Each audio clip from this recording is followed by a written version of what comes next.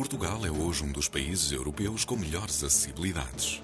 Isso deveu-se a um enorme esforço nacional que tem vindo a ser feito desde meados da década de 80 com o apoio dos fundos comunitários.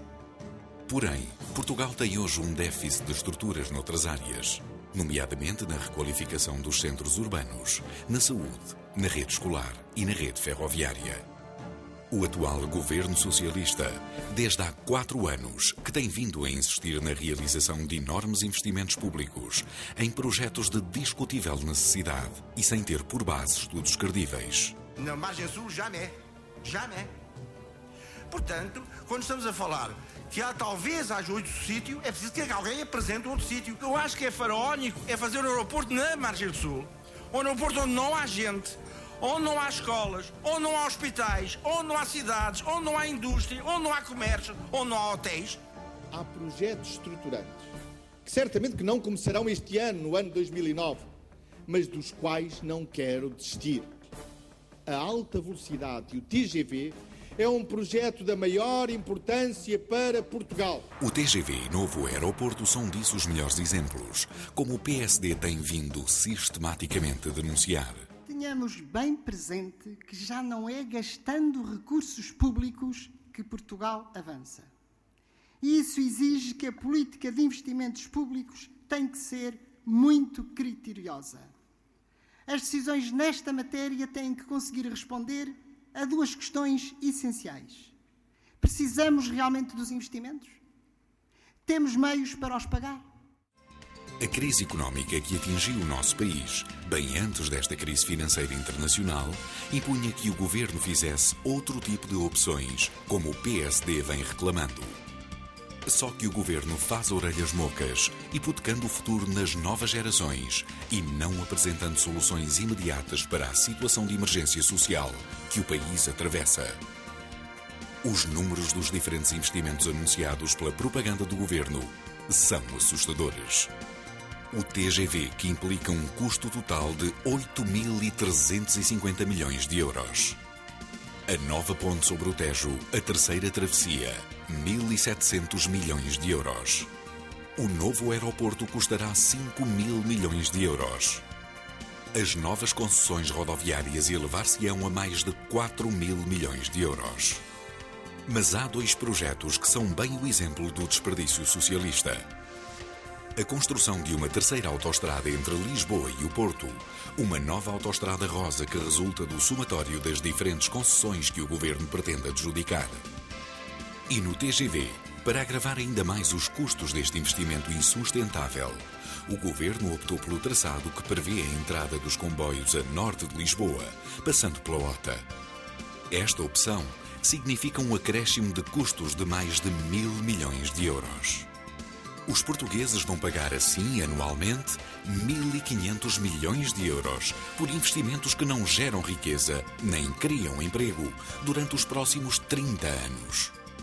Atingimos um endividamento externo impensável, na casa dos 100% do PIB. E sobra-nos um leque de projetos megalómanos que não estão baseados em estudos sérios nem rigorosos, mas que servirão para conduzir o país para um empobrecimento inaceitável. Trata-se de investimento para o empobrecimento e não investimento para o enriquecimento do país. Mas há uma política alternativa, uma política que privilegia os investimentos de proximidade, criadores de riqueza e de emprego. O PSD defende que o investimento a realizar deverá, assim, privilegiar, entre outras, áreas como a saúde, através da construção de hospitais de média dimensão, espalhados pelo território nacional, e investimentos na requalificação do parque escolar, que permitam a participação das pequenas e médias empresas nos respectivos concursos. Esta é, aliás, uma opinião que é também partilhada pelos agentes económicos e pelas organizações sindicais.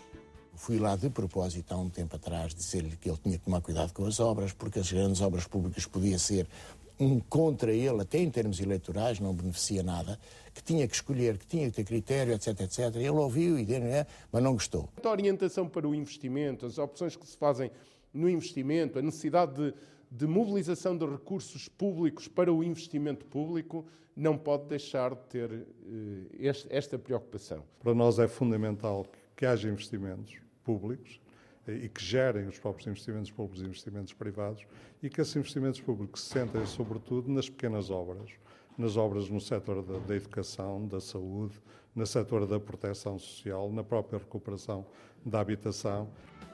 As opções erradas deste governo, em termos de política económica, têm conduzido a que um número cada vez maior de portugueses veja o seu rendimento familiar reduzido.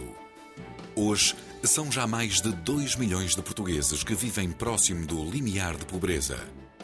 É o desemprego a crescer de forma galopante. São as pequenas e médias empresas que veem a sua atividade cada vez mais asfixiada, sem qualquer tipo de apoios sustentáveis.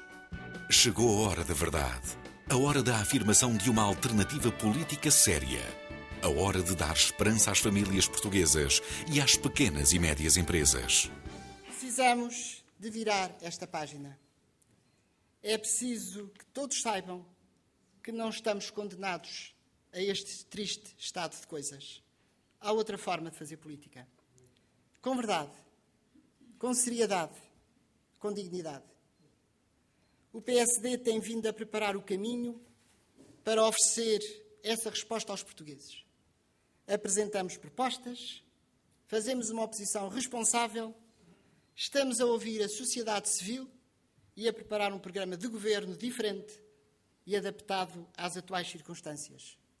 Hoje, mais do que nunca, Portugal precisa de uma alternativa de verdade, de rigor, de seriedade, que são a imagem de marca que levou os portugueses a confiar no PSD.